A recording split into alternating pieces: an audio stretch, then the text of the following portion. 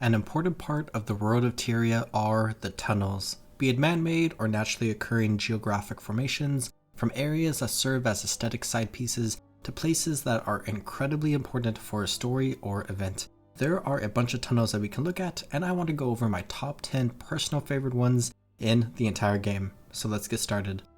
In the number 10 spot are the Dragon's End Waterways. Dragon's End is the 4th map in the End of Dragons expansion, and it is mostly a map that is there for the meta.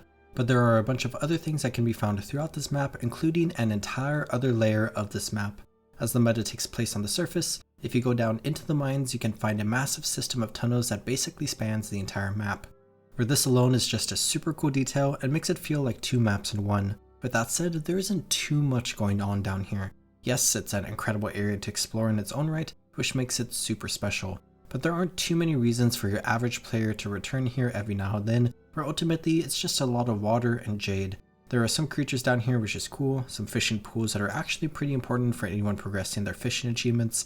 This area leads to Mother's Lament, but is blocked off if the meta hasn't been completed. And lastly, there is Archimedes' Solitude, which is a super cool looking shrine that serves as the exit for the Trial of the Elders.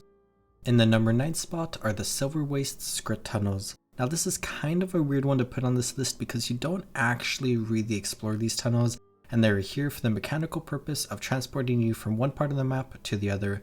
Looking at the tunnels themselves, they are decently cool looking but nothing too special. It is fun to think about how expansive this tunnel system is and how the tunnels look, meaning that lore-wise, the commander squeezes into here and crawls through a bunch of tunnels to get across the map.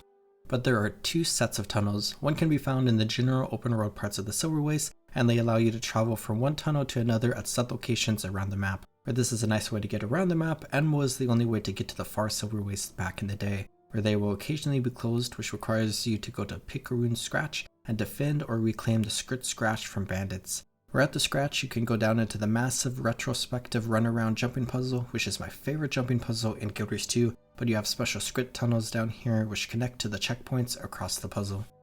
In the number 8 spot are the tunnels in New Kaineng City. Now there are probably a bunch of tunnels in this map, but I specifically care about the 2 nearly identical tunnels that you can find on the western end of the map that connect the inner city canals to the outer ocean. To look at the tunnels specifically, they blend in well with the rest of New Kaineng City. You have the normal stone structure that makes up the majority of this area, with some incredible looking wooden pillars, and also a bunch of strings of lanterns overhead. I like the bits of sidewalk and various doors you can see on either side of each tunnel as well. But my favorite parts about these tunnels are basically the purpose they serve. New Kaineng City is a massive map with a ton of canals, and you often travel through the canals to fish or to get to other parts of the city, but if you want to enter or exit the city out towards the ocean, you can use these tunnels to travel from the canals to the ocean, and I just love that vibe so much, and it's also really nice to have if you're fishing in this map for a long time.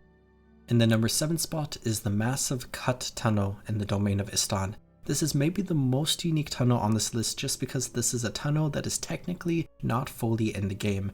In the domain of Istan over towards the ancient Royal Docks, you can break out of the map and find a massive passage that had a ton of work put into it but was never fully implemented into the game. Lore-wise, this passage is the one that the Sunspears used to travel from the domain of Istan and over towards Farinur, the first city, where in-game you just come to the entrance and then teleport straight over to Farinur. But the existence of this tunnel means that the devs were at one point building out an area that may have been used in the story or the open world to add a little bit more oomph to the commander reaching Farinur. Where on one hand it is unfortunate to see certain pieces of content not make it into the game, but on the other hand it is incredible to explore these types of areas and to see some behind the scenes work inside of the game, where this massive tunnel stretches for a long ways and is just incredible to explore through. Especially once you reach the end of the tunnel and see this massive chamber with these massive statues. But there are just a bunch of fun things you can see along the way there, and it genuinely is a super cool looking tunnel, even if it's not officially part of the map. In the number 6 spot is the tunnel in Gyala. You know which one I'm talking about. This may be the most infamous tunnel in the entire game just because of the massive amount of drama surrounding it, where I'm sure that most of the people who clicked on this video probably thought of this tunnel first.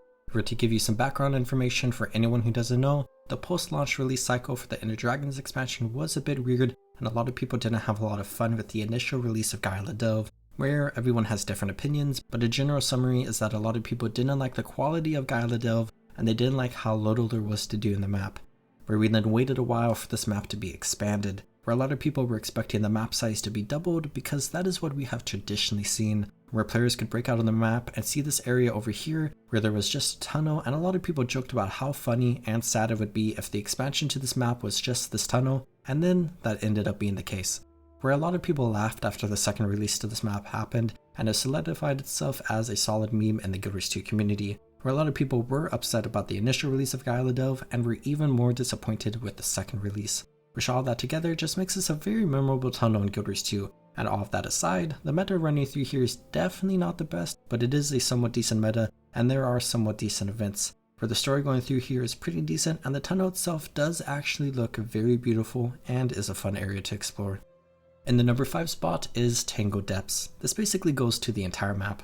I find Tangled Depths to be one of the greatest zones in all of Guild Wars 2, however, a lot of people find it confusing, which I'll give a shameless shout out to my guide to navigating Tangled Depths, which you can find down in the description and at the end of this video. But basically this entire map is a bunch of tunnels that take you to larger areas of the map, where a good chunk of the zone is underground, and there are so many tunnels on multiple layers of this map. You got some underwater tunnels that you have to swim through that basically span the whole map. You have the various lanes going off from the leyline confluence that are basically massive tunnels that you run down during the meta event. And then you just have so many other random smaller tunnels all around here, some of which are cut tunnels, while others are just various other parts in the map.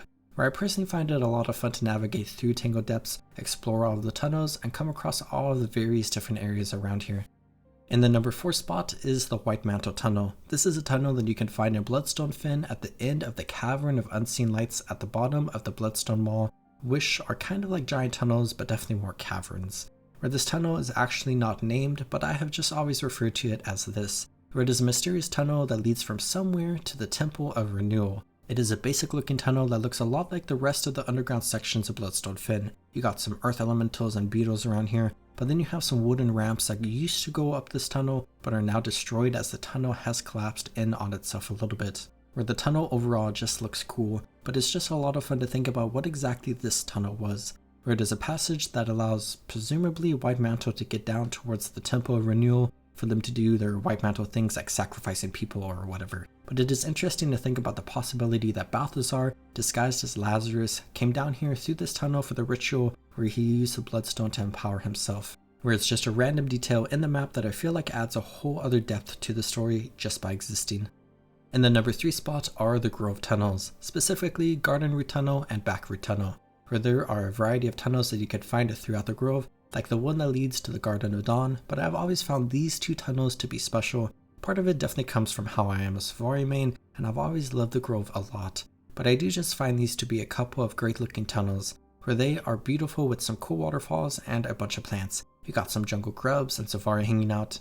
Did I mention they are beautiful looking? Over at Garden Route Tunnel, you have this little outcropping that is beautiful, and nowadays has a nice little garden inside of it, which is a fantastic detail. You can also look up to see the back of the statue of Tahern, plus all the trees and stuff around here.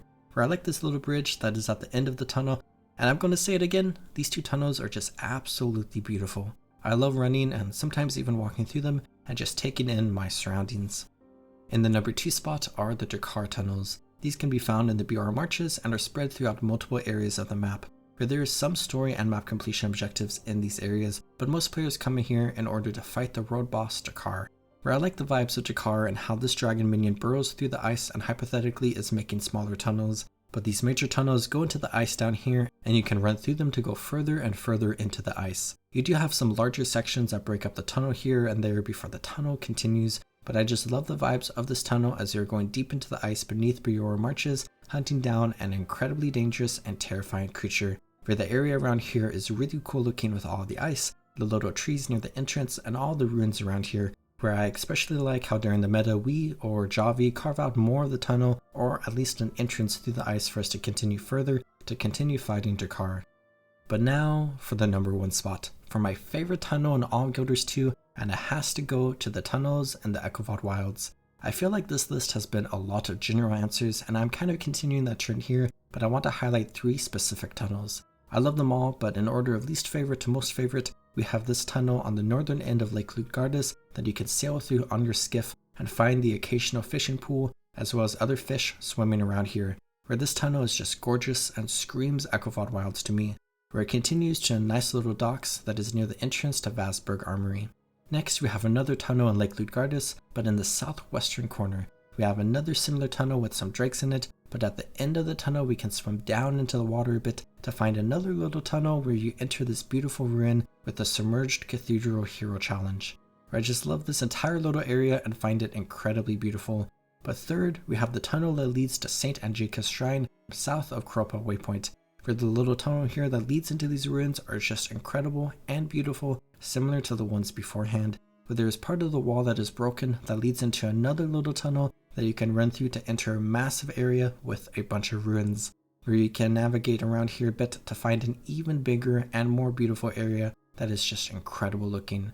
Where I love the vibes of going through a little tunnel into some ruins, where there is a broken out tunnel in these ruins that then leads to an absolutely gorgeous area that is hidden from the rest of the map, where all in all, the tunnels in Echovald Wilds are just incredibly memorable, beautiful, and are my favorite tunnels in all of Guild Wars 2. And that's my list. I hope you enjoyed.